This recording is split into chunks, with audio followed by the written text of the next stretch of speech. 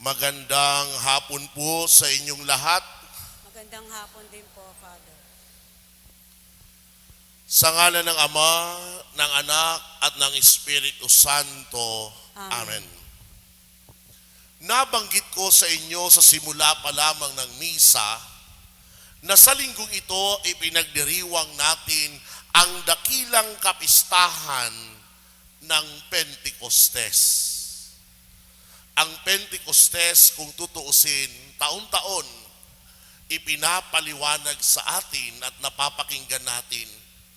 Sa mga paliwanag na ito, hindi nawawala una na ang Pentecostes nangangahulugan ng 50 araw mula na si Jesus ay muling nabuhay, ngayon ay isang ika-50 araw. Dahil ang mismong salitang pente o penta na galing sa wikang Grego nangangahulugang 50. Ikalawa, kapag sinabi rin nating Pentecostes para sa ating mga Katoliko, ito ang siyang kaarawan ng simbahang Katolika. Dahil sa araw na ito ginugunita natin at ipinagdiriwang ang pagpanaog ng Espiritu Santo sa mga alagad na siyang naging simula ng kanilang gawain na ipagpatuloy ang misyon na sinimulan ni Jesus. At ikatlo, ipinapaliwanag rin sa atin na ang Pentecostes ay hindi orihinal na pagdiriwang nating mga Kristiyanong Katoliko.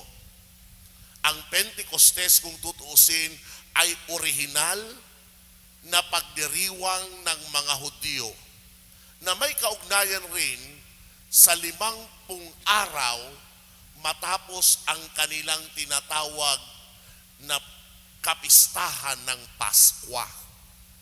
Subalit ang pagkakaiba, ang Pentecostes sa kanila ay walang kaugnayan sa tinatawag na Espiritu Santo. Samantalang sa atin, bilang mga Katoliko, ang Pentecostes ay yaong araw na kung saan tinupad ni Jesus ang pangako na magpapadala siya ng patnubay ng sugo na siyang gagabay sa atin hanggang sa wakas ng panahon. Kaya naman, kung ito pala ang tinutukoy ng Pentecostes na pagpapanaog ng Espiritu Santo, magandang itanong, ano-ano kaya ang dala ng Espiritu Santo para sa mga alagad ni Kristo? Dahil kung ating titingnan ang 3 pagbasa na ating napakinggan, yan ang nilalaman. Ipinababatid sa atin ang 3 konkretong dala ng Espiritu Santo sa kanyang pagpanaog sa mga alagad ni Kristo. Una na dala ng Espiritu Santo ay ang pagkakaloob ng wika na nag-uugnay ng kapwa. Naalala nyo sa unang pagbasa mula sa aklat ng mga gawa ng mga apostol, habang nagkakatipo ng mga alagad, may malakas na hangin na animoy masisira ang kanilang silid. Pagkatapos noon, merong mga dilang apoy na lumapag sa kanilang mga ulo. At ang naging epekto na napakinggan ng mga tao sa Jerusalem ay ang pagkamangha dahil sila ay nakapagsalita ng iba't ibang wika. Ito ang kanilang sinabi. Hindi ba Galileo silang lahat? Bakit ang ating katutubong wika ang naririnig natin sa kanila? Tayo'y mga taga-Parsya, mga taga-Media, mga taga-Elam, mga taga-Mesopotamia, mga taga-Judea at Cappadocia, sa Ponto at Asya, Meron pang taga Phrygia, Pamphylia, Ehipto, Libya, Roma, at ang maging mga taga Creta at Arabia. At ang tanong nila, paano silang nakapagsasalita sa atin ng ating wika tungkol sa mga kahangahawang ginagawa ng Diyos? Dito ipinababatid sa atin na kung noong una sa lumang tipan, nang itinayo ng mga tao ang tinatawag na Torre ni Babel, naalala nyo? Na ang adikain nila ay marating ang trono ng Diyos. Pinarusahan sila ng Diyos na magkaroon ng iba't ibang wika upang sa gayon hindi matuloy ang balak nilang trono. Subalit sa pagpanaog ng Espiritu Santo, ito ang unang binigay sa kanila, ang makapagsalita ng iba't ibang wika upang maipahayag ang mabuting balita. Ikalawa na napulot natin bilang dala ng Espiritu Santo sa mga alagad ni Kristo. Ayon sa liham ni Apostol San Pablo sa mga taga-Korinto, nabanggit niya, iba't iba ang kaloob, ngunit iisa lamang ang Espiritu. Iba't iba ang paraan ng paglilingkod, ngunit isa lamang ang pinaglilingkurang Panginoon. Iba't iba ang mga gawain, ngunit iisa lamang ang Diyos na sumasalahat. Sapagkat si Kristo ay katulad ng isang katawan na may maraming bahagi. Bagamat binubuo ng iba't ibang bahagi, iisa pa rin ang katawan. Sa pamagitan ng liham na ito na Apostol San Pablo, minumula tayo na ang ikalawang dala ng Espiritu Santo sa mga alagad ni Kristo ay ang pagkakaisa ng diwa, ang pag-uugnayan, bagamat iiba ang mga pinanggalingan. Ikatlo na dala sa atin ng Espiritu Santo o sa mga alagad ni Kristo sa kanyang pagpanaog, napulot natin sa Ebanghelyo. Naalala nyo na sa gabi ng araw na si Jesus ay muling nabuhay, dinalaw niya ang kanyang mga alagad. Matapos batiin sila ng 3 beses, sumainyo ang kapayapaan. Hiningahan sila ni Jesus. Matapos silang hiningahan, sinabi ng Panginoon, tanggapin ninyo ang Espiritu Santo. Ang patawarin ninyo sa kanilang mga kasalanan ay pinatawad na nga. Ang hindi ninyo patawarin ay hindi nga pinatawad. Sa mga pananalitang iyan, Jesus, minumula tayo ng isang dala ng Espiritu Santo sa kanyang mga alagad ay ang paggagawad ng kapatawaran ng Diyos. Ito, mga kapatid, ang 3 konkretong dala ng pagpanaog ng Espiritu Santo sa mga alagad ni Kristo. Una, ang pagkakaloob ng wika na nag-uugnay sa kapwa. Ikalawa, ang pagkakaisa ng diwa. At ikatlo, ang paggagawad ng kapatawaran ng Diyos. Kung ito pala ngayon ang bigay sa atin na mga aral, ang tanong sa atin, anong silbi nito sa akin bilang isang mananampalatayang Katoliko sa panahon ngayon? Ito ang kasagutan. Alalahanin nyo, bilang mga Kristiyanong Katoliko, tinanggap nyo ang Espiritu Santo noong kayo ay bininyagan. Marahil hindi natin ito maaalala dahil tayo'y sanggol pa lamang. Subalit alam nyo bilang magulang o di naman kaya bilang naging ninong at ninang, kapag tayo ay may pinabibinyagang sanggol, matapos ang sanggol na iyan, mabuhusan ng banal na tubig, ang susunod na ginagawad sa kanya ay walang iba kung hindi ang banal na langis sa kanyang bumbunan. Ang paggagawad ng banal na langis sa bumbunan ng isang sanggol ay tanda ng pagpanaog ng Espiritu Santo sa sanggol na iyon.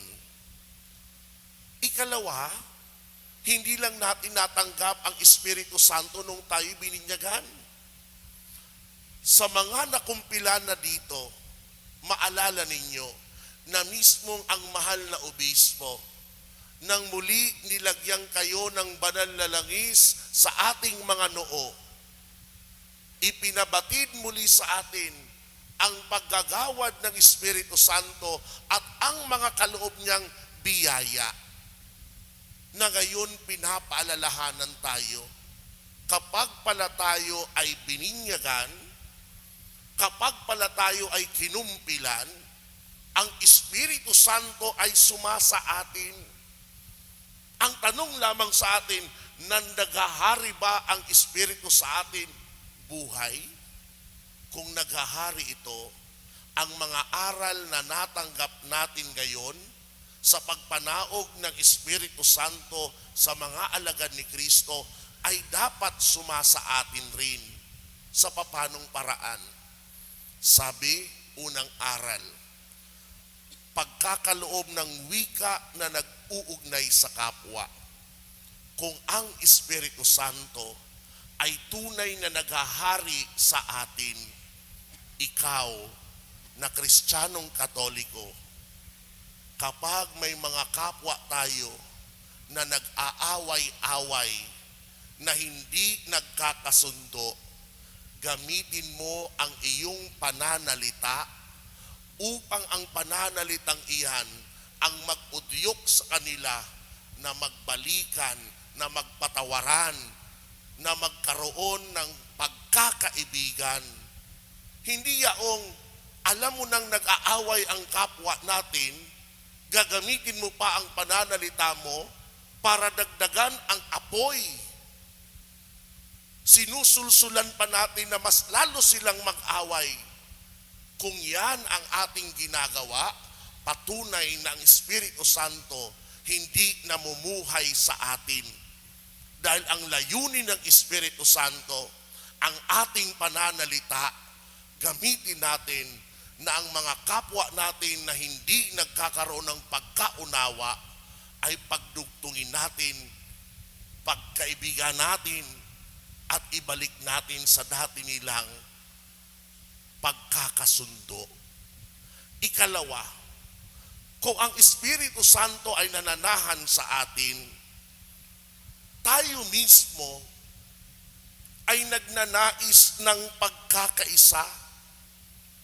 Maging instrumento tayo ng pagkakaisa, hindi ng pagkakanya-kanya.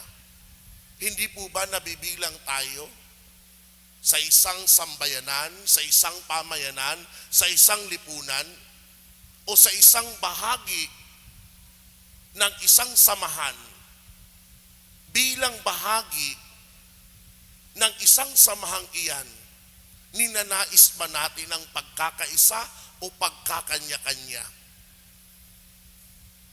Nakakalungkot kung ang isang Kristiyanong Katoliko hindi hinahanap ang pagkakaisa, kung hindi ang pagkakanya-kanya. Dahil ngayon mismo, kapag tayo'y nagkakatipon bilang isang mananampalataya, hinahangad natin dito ang pagkakaisa. Kaya nga mamaya, may bahagi ang misa na ang pagkakaisang iyan ay ating ipapahayag ng lubusan.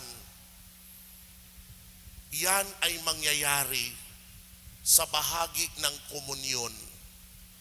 Bakit? Ang mismong salitang komunyon ay nanggaling sa dalawang salitang Latin.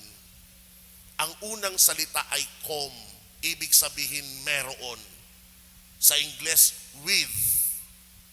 Ang ikalawang salitang Latin ay unione, Ibig sabihin, pagkakaisa, or sa English, unity. Kaya ang salitang komunyon ay literal na nangangahulugang merong pagkakaisa or with unity. Bakit? Dahil ang isang mananampalataya, kapag tatanggap ka ng komunyon, nais mo na una, magkaroon ng pagkakaisa sa Diyos, Ama, Anak at Espiritu Santo. Maliban doon, kapag tumatanggap ka ng komunyon, nais mo rin ang magkaroon ng pagkakaisa sa kapwa mo maninimba, sa kapwa mo mananampalataya. At upang tiyakin ang pagkakaisang iyan, tingnan niyo ang ginawa ng simbahan. Bago tayo mangumunyon, aanyayahan tayo ng pari. Anong sasabihin ng pari sa atin? Magbigayan kayo ng kapayapaan sa isa't isa. Babatiin mo ang iyong nasa harapan, ang iyong nasa likuran, ang iyong nasa kanan, ang iyong nasa kaliwa. Peace be with you. Kapag kaya mong batiin at magbigay ng pagbati ng kapayapaan sa kapwa mo maninimba, nananahan sa iyo ang Espiritu Santo dahil nais mong pagkakaisa.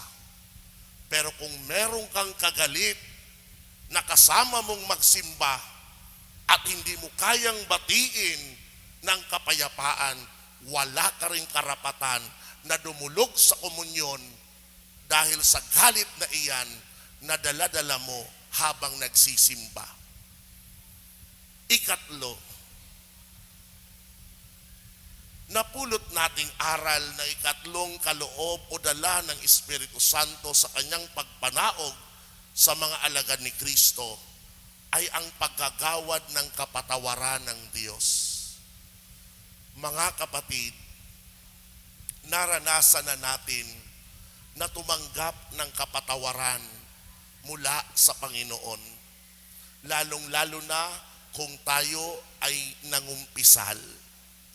Sa pangungumpisal, iginagawad sa atin ng kapatawaran at sinasabi sa atin ng pari, "And I absolve you in the name of the Father and of the Son and of the Holy Spirit. Amen." Kung tayo ngayon ay nakakaranas ng kapatawaran, sikapin mo rin kung pinaghaharian ka ng Espiritu Santo sa iyong puso na ang kapatawaran na iyan ay maranasan ng iyong kapwa. Dahil walang saysay ang pagdarasal natin araw-araw at binabanggit natin, "Ama namin sumasalangit ka, sambahin ang ngalan mo." At babanggitin natin sa huli na mga pangungusap, "Patawarin mo kami sa aming sala, gaya ng pagpapatawad namin sa nagkakasala sa amin." Kapag binabanggit ba natin ang mga katagang iyan, tunay nga ba na nanggagaling yan sa ating puso at kalooban? O nanggagaling lamang yan sa ating mga labi? Ang isang nakaranas ng kapatawaran ng Diyos, pinaparanas niya rin yan sa kanyang kapwa na nagkasala sa kanya. Ngayong araw ng Pentecostes, 3 aral ang ibinabahagi sa atin na dala ng Espiritu Santo sa kanyang pagpanaog sa mga alagad ni Kristo. Una, letter P, pagkakaloob ng wika na nag-uugnay sa kapwa. Ikalawang letter P, pagkakaisa ng diwa. Ikatlong letter P, paggagawad ng kapatawaran ng Diyos. Mula sa 3 aral na iyan, iniiwan sa atin ang 3 hamon. Anong mga hamon? Unang hamon, gamitin ang pananalita sa ipagkakasundo ng kapwa. Ikalawang hamon, gawing maging instrumento ang sarili sa pagkakaisa, hindi ng pagkakanya-kanya. Ikatlong hamon, gumawad ng kapatawaran, yamang ang kapatawaran ay ating naranasan. Kung ang tatlong hamon na yan, mga kapatid, ay magagampanan natin, maisasabuhay natin, ito ang natitiyak ko. Ang ating lipunan, ang sambayanang ating kinabibilangan, magbabago ang anyo. Dahil ang mamamayani ay ang paghahari ng Espiritu Santo, nang hinahangad ay ang makabubuti sa bawat isa na mga alagad ni Kristo. Amen. Sa ngalan ng Ama, ng Anak, at ng Espiritu Santo. Amen. Amen.